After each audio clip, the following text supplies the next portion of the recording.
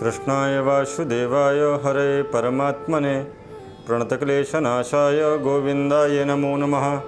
प्यारे मित्रों, जय श्री राम, जय माता दी। मित्रों, आज हम आपको बताने जा रहे हैं कजली तीज कैसे होता है ये पर्व और कब मनाया जाता है ये पर्व, कैसे करना चाहिए इसमें पूजा और किसकी करना चाहिए इसमें पूजा। मित्रों, भाद्रपद मास की कृष्ण पक्ष की जो तृतीया तिथि होती है, इसको हम कजली तीज के नाम से जानते हैं। आसमान में घुंघराली काली घटाओं के कारण इस तीज का नाम कजली तीज पड़ा। पूर्वा भाद्रपद और उत्तरा भाद्रपद नक्षत्र में इसका विशेष महत्व होता है। उत्तरा भाद्रपद नक्षत्र शनि का नक्षत्र होता है और इस नक्षत्र में भगवान श्याम वर्ण के विष्णु की पूजा की जाती है। जी हाँ मित्रों, भाद्रपद में शनि की बहन भद्रा उत्पन्न हुई थी।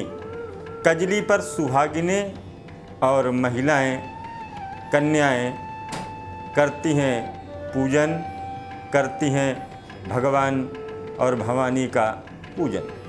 भवानी अर्थात माँ पार्वती का पूजन। इस कजली तीज पर 3 कामों को नहीं करना चाहिए: पति से छल कपट, पर निंदा और किसी की ईर्षा, चुगली इत्यादि ये कार्य नहीं करने चाहिए। यहाँ तक ये भी माना गया है कि सुहागिनें शाम के समय अपनी सास का आशीर्वाद लेती हैं, परंतु यदि घर में सास न हो तो क्या करें?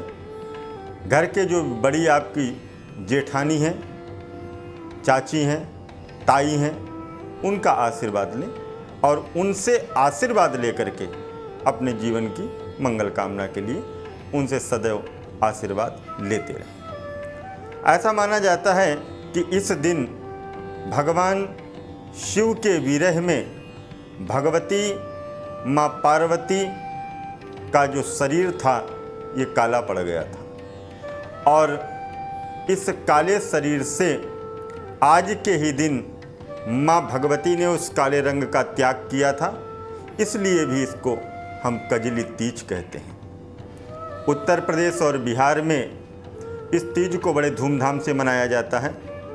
बनारस और मिर्ज़ापुर में लोग बड़ी धूमधाम से मनाते हैं और विशेषतया राजस्थान में बूंदी ज़िले में इस कजली को देखने के लिए वास्तव में बड़ा सुंदर पर्व मनाया जाता है। वहाँ पर पुराणों के अनुसार मध्य भारत में एक कजली नाम का वन था।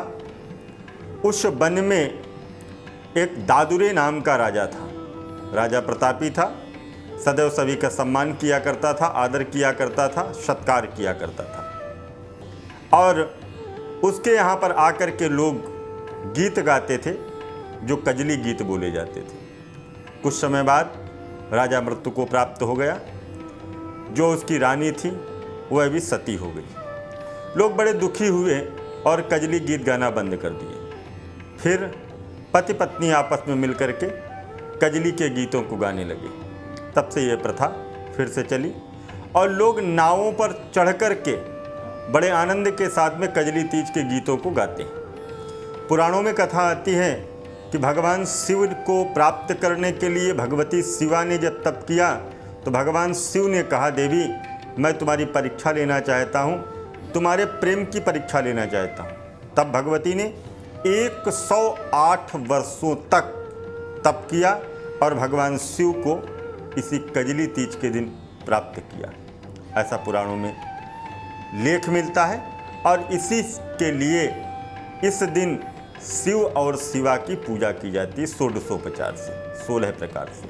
गांव के लोग ढोलक और मंजीरे के साथ में कजली के गीतों को गाते हैं, आनंद लेते हैं। इसमें विशेषतया गेहूँ, जौ, चना और चावल, इनके सत्तू को घी में मिला करके और शाम के समय व्रत को खोला जाता है और उसको प्रसाद के रूप में पाया जाता है। सत्तू के जो सत्तू होते हैं उनको घी में मिला करके।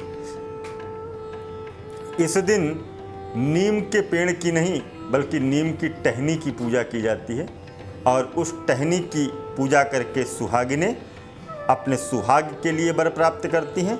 कुमारी कन्याएं सुंदर वर के लिए वह व्रत रखती हैं। इसी के साथ फिर हम आपसे मुलाकात करेंगे। तब तक के लिए दीजिए इजाज़त। जय माता दी, जय माँ गंगे।